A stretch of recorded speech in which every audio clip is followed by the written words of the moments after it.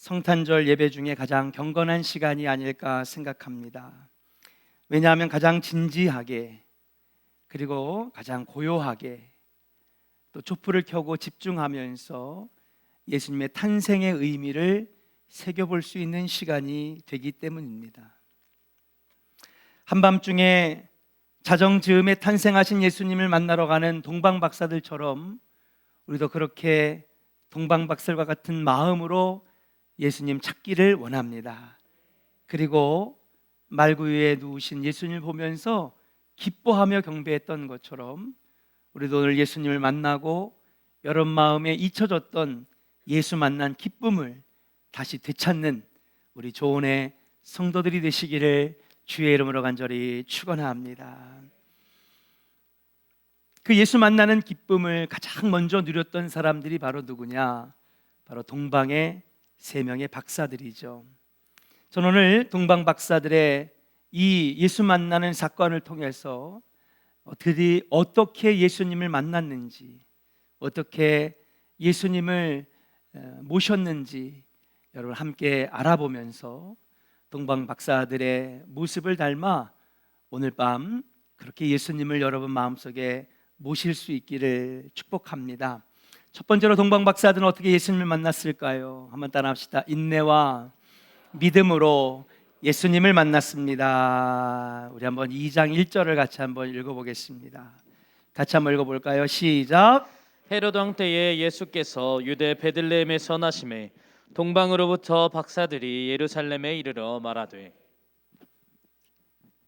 2장 1절에 보니까 동방의 박사들이라고 나와 있습니다. 동방이라고 하는 지역에 대해서 학자들의 의견이 분분하지만은 그 중에서도 가장 신뢰할 만한 정설은 아마도 페르시아 지역이 아닐까 생각합니다. 페르시아에는 당시에 박사라고 하는 명칭으로 불렸던 사람들은 다 어떤 사람들이었냐면 별을 연구하는 사람들이었어요. 그들에게 붙여준 호칭이 박사입니다. 그러니까 동방 박사들은 뭐 하는 사람들이에요? 별을 연구하는 사람, 천문학자들이고, 연금술사들이고, 그리고 또 한 가지 페르시아 지역이라고 우리가 추측할 수 있는 것은 뭐냐 하면 페르시아는 바로 이스라엘 백성들을 포로로 데려갔던 나라죠. 물론 바벨론이 와서 침공하여 데려갔지만 그 포로들을 그대로 떠안은 것이 바로 페르시아입니다. 그 페르시아에서 다니엘이 총리로 활동했습니다. 에스더가 왕비로 활동했습니다. 에스겔이 선지자로 예언했습니다. 느헤미야가 유다의 총독으로 내려왔습니다. 학개와 스가랴가 여러분 페르시아에서 발탁되어서 여러분 학자로 유대 땅에 내려왔습니다. 강력한 영향력을 끼쳤던 인물들이 다 페르시아에 있었다는 것이죠. 그래서 아마도 그들에게는 바로 다니엘을 통해서, 에스겔을 통해서, 왕비 에스더를 통해서, 느헤미야와 학개와 스가랴를 통해서 페르시아 땅에도 이 메시아에 대한 예언을 알게 되었고 믿게 되었다는 것이죠. 분명 메시아의 예언은 전해져 내려왔을 것입니다.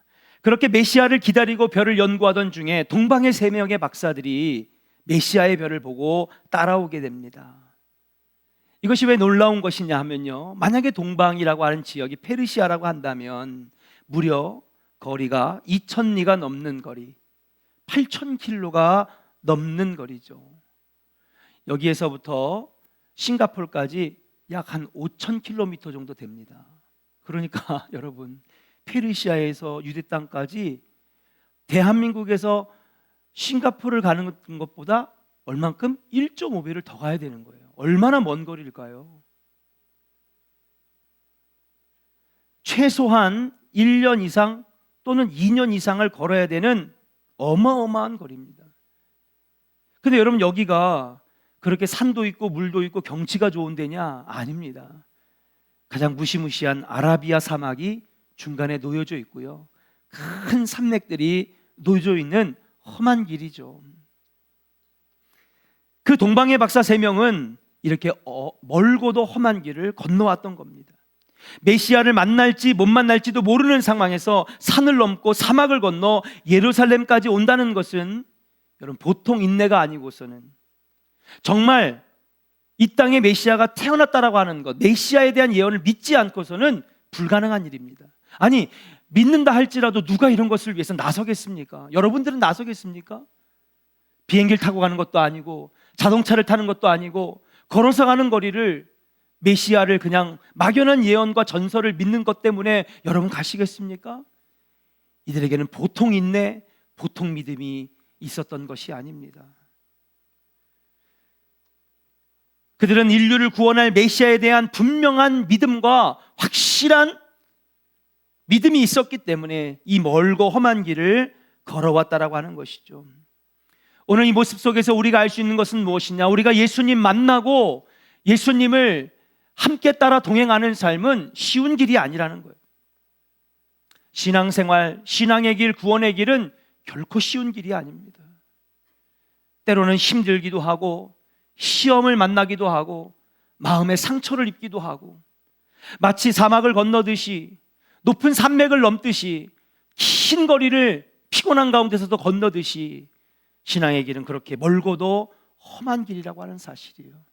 그러나 그것을 인내로서 믿음으로써 온전히 걸어갈 때에 바로 동방의 박사들이 예수님을 만났던 것처럼 여러분 삶에 예수님이 만나주시는 역사가, 예수님이 동행해 주시는 역사가 일어나게 될 줄로 믿습니다. 사랑하는 조은의 성도 여러분, 여러분들에게도 동방 박사와 같은 인내와 믿음이 충만하기를 주의 이름으로 간절히 축원합니다.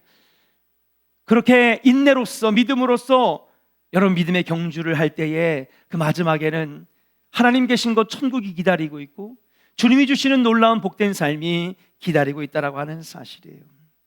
이번 성탄절에 동방 박사들처럼 인내와 믿음으로 무장하여서 예수님 만나는 우리 조은의 성도들 되시기를 주의 이름으로 간절히 축원합니다. 우리 옆사람에게 축복하겠습니다. 예수님을 인내와 믿음으로 만납시다. 할렐루야.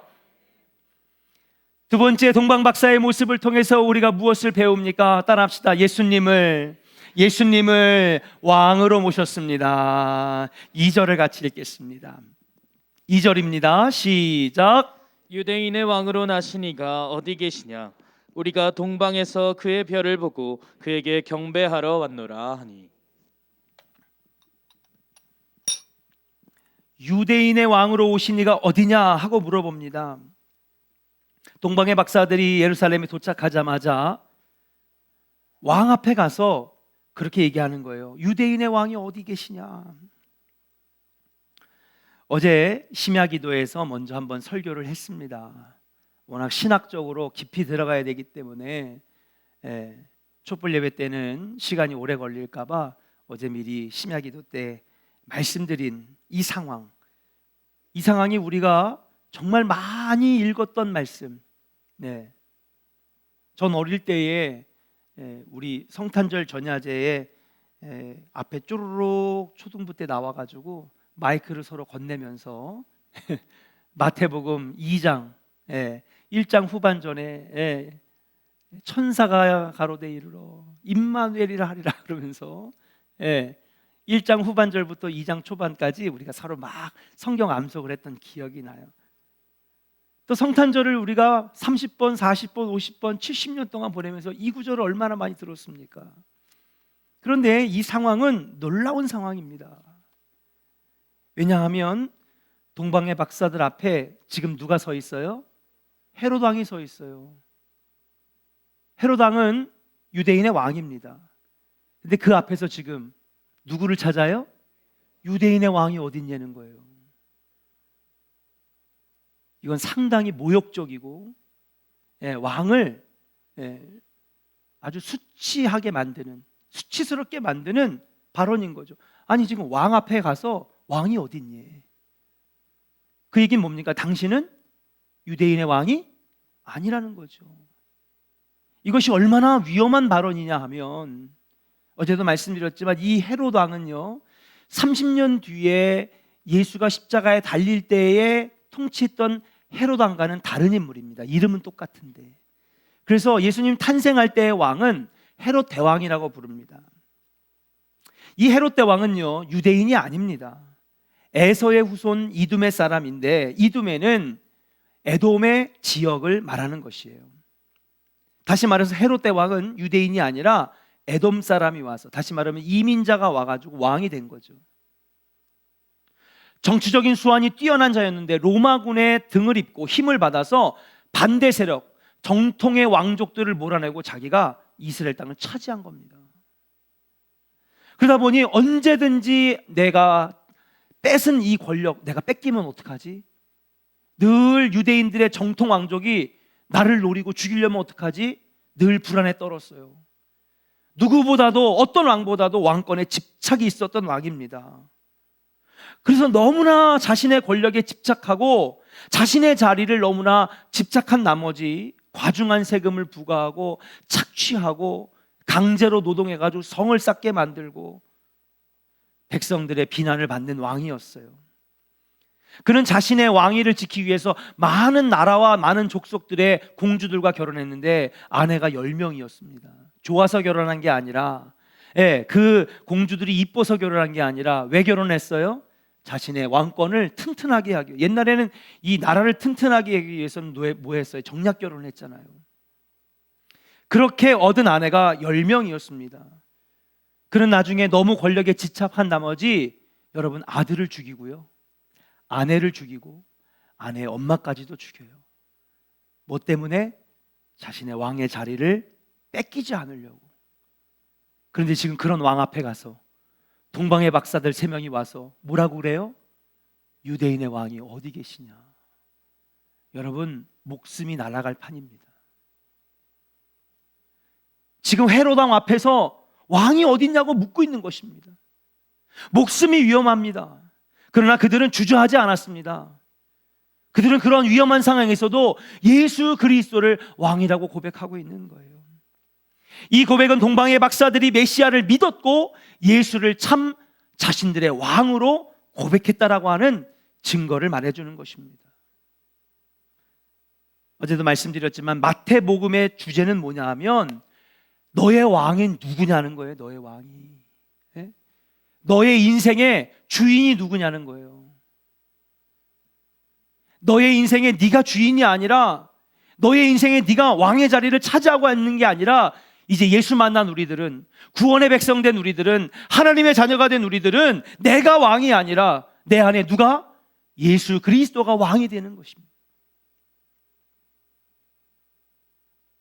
그래서 여러분, 마태복음이 제일 먼저 복음서 앞에 왔고, 그리고 오늘 왕이 어디 계시냐, 우리에게 동방의 박사들이 질문하는 것처럼 주님은 우리에게 물어보시는 거예요. 오늘 이 성탄절이 그냥 마냥 기쁘고 즐겁고 가족들이 식사하고 선물 나누는 것으로만 끝나는 것이 아니라, 성탄절은 어떤 절기냐 하면 내 인생의 왕이 누군지를 다시 한번 물어보는 절기가 성탄절인 줄로 믿습니다. 한번 따라 합시다. 나의 왕은 누구입니까? 주님 물어보실 때에, 네, 주님, 당신이 나의 인생의 왕이십니다. 마태복음 1장은 뭐로 시작해요? 정답이 나왔는데, 마태복음 1장이 뭐로 시작돼요? 족보로 시작하잖아요. 예? 아브라함은 누구를 낳고, 이삭은 야곱을 낳고, 그렇죠? 예? 다윗은 솔로몬을 낳고. 이 족보가 무슨 족보냐면요, 왕의 족보거든요. 그렇죠? 다른 데는 없어요. 다른 복음서, 다른 성경에는 없어요. 오직 신약에는 마태복음에만 족보가 있어요. 왜? 왕이 누구인지를 분명히 밝히는 거예요. 예수가 왕이라는 거예요. 사랑하는 조은의 성도 여러분, 이번 성탄절을 맞이하면서 다시 한번 내 인생의 주인이 누구시며 내 인생의 왕이 누구이신지를 물어보면서, 여러분, 예수님이 여러분 인생의 주인 되고 왕이 되시는 은혜의 성탄절이 되시기를 주의 이름으로 간절히 축원합니다. 여러분의 삶에서 실제로 왕이 누구인지. 왕의 자리는 2개예요, 하나예요? 오직 하나밖에 없는 거예요. 공동의 통치는 할 수 없는 것입니다. 둘 중 하나는 물러나야 됩니다. 그렇다면 이 성탄절에 지금까지 주저앉았던, 눌러 앉았던 내가 왕된 자리에서 물러나고 아기 예수 이 땅에 오신 것처럼, 평화의 왕으로 오신 것처럼 여러분 삶에 예수님을 왕으로 모시는 역사가 있기를 주의 이름으로 간절히 축원합니다. 우리 한번 역사님께 축복하겠습니다. 예수님이 우리 인생의 왕이십니다. 할렐루야. 여러분 왕으로 모셔보세요. 반드시 여러분 삶에 놀라운 역사가 일어나게 될 줄로 믿습니다. 세 번째입니다. 따라합시다. 가장 소중한 것을 드렸습니다. 동방의 박사들은요, 여러분 다 아시는 것처럼 뭘 드렸어요? 황금과 유향과 몰약을 드렸습니다. 당시 시대에 가장 비싸고 귀한 것을 드렸어요. 다른 사람들은 만져보지 못할 아주 귀한 예물이었습니다. 황금은 무엇을 의미합니까? 따라합시다. 불변하는 믿음, 변하지 않는 믿음이라는 거예요. 황금이 변해요, 안 변해요? 안 변해요, 여러분. 그래서 결혼할 때 무슨 반지?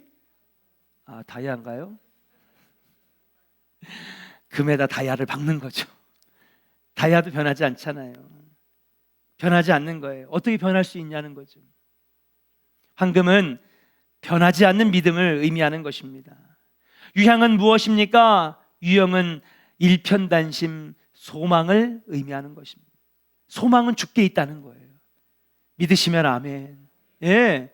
다 세상은 여기에 소망이 있습니다. 여기에 비전이 있습니다. 여기에 꿈이 있습니다. 여기에 미래가 있습니다. 다 그렇게 얘기를 해요. 아닙니다.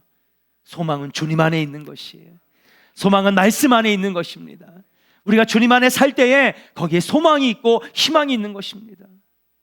새해부터는 헛된 것을 쫓아다니는 우리들이 아니라 예수 안에 거하시기를 주의 이름으로 간절히 축원합니다. 몰약은 무엇입니까? 몰약은 여러분 시체를 처리할 때 썼던 거예요. 부패하지 않아요. 썩지 않는 것입니다. 몰약은 따라합시다. 변하지 아니하고 죄악에 빠지지 아니하는 믿음. 할렐루야. 예. 이 예물을 드리면서 주님, 우리는 썩지 않겠습니다.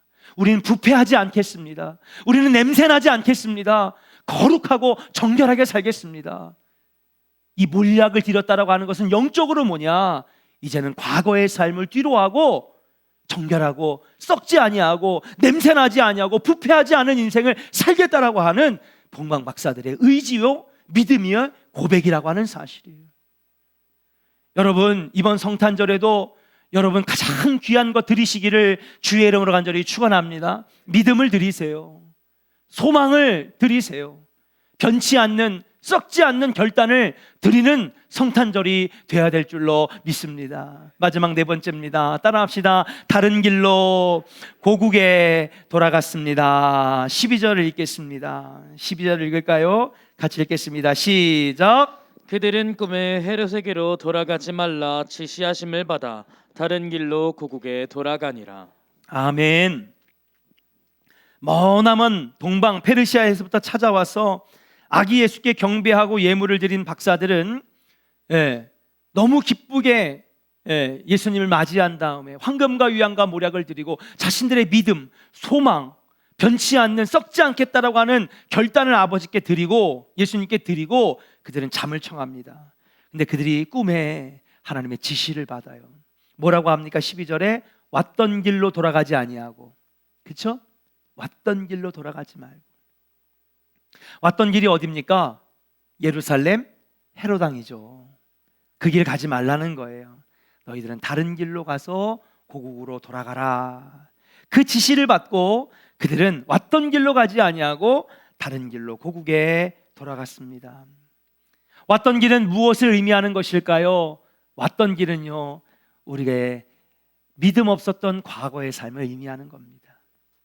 욕심 많고 정욕대로 살고 세상 즐거움과 소유하는 것에 기뻐서 주님을 보지 못했던 그 삶, 그것이 바로 왔던 길이에요.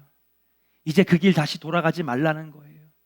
동방의 박사들아, 이제 예수 만났으니 왔던 길로 가지 말라는 거예요. 다른 길은 무엇입니까? 따라합시다. 예수 만난 이후의 삶. 아멘. 다른 길은 무엇입니까? 이제는 예수 만났기 때문에 예수 만난 다음에는요, 다른 인생의 길을 걸어가라는 거예요. 그 길이 어떤 길입니까? 십자가의 길이요. 예, 기도하며 말씀 따라 사는 길이요. 하나님의 은혜에 따라 살아가는 새로운 삶, 변화된 삶을 의미하는 것인 줄로 믿습니다. 다른 길은 영적으로 무엇을 의미합니까? 이제 예수 만났으니, 이제 하나님의 자녀가 되었으니 이 땅을 밝히는 빛과 소금의 삶을 살라고 하시는 말씀입니다. 다른 길로 돌아가라고 하는 것은 어떤 것을 의미합니까? 세상을 밝히고 변화시키는 삶을 살라고 하는 우리 성령님의 지시인 줄로 믿습니다. 오늘 이 시간에 우리가 촛불을 켬으로 빛 대신 예수님을 마음속에 모셨어요. 여러분, 오늘 이후로는 변화된 삶이 여러분 삶에 나타나기를 주의 이름으로 간절히 축원합니다. 오늘 예배 끝난 다음에 다시 예전의 삶으로 돌아가지 말고, 육신의 정욕으로 살아가지 말고, 이생의 자랑으로 살아가지 말고, 여러분 세상을 밝히는 빛과 소금의 역할을 삶을 살아갈 때에 우리 하나님께서 놀라운 복으로 함께 하시지 않겠는가. 오늘 이 촛불 예배를 통하여서 동방의 박사들이 우리에게 보여줬던 그 아름다운 믿음, 여러분들에게 그대로 나타나기를 소망하면서 예수님, 이제부터 나의 왕으로 모시겠습니다. 가장 소중한 것을 드렸듯이 앞으로는 변치 않는 믿음 드리고 주께 소망을 두고 다시는 썩은 길, 부패한 길, 냄새나는 길로 돌아가지 않겠습니다. 여러분 결단하는 우리 조은의 아름다운 성도들 되시기를 주의 이름으로 간절히 축원합니다.